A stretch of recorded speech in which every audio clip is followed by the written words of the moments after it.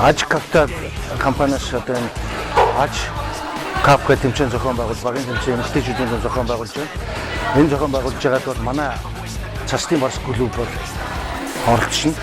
Манай цасны барс клуб бол энэ болцоо залуу тамирчтай Ахмад тамирчтайгаа Чигшээгийн гिचнэртэй бүгдтэй барилдаж үзүүлэх сонирхолтой болцооныхаа хэрэгээр амжилт гарах ийм бодолтойгоор энэ тэмцээнд орж байна. Энэ тэмцээнийг энэ компани зохион байгуулж байгаа манай эмэгтэйчүүдийн бүхэн хөгжил маш том хувийн нэмэр оруулж чадна.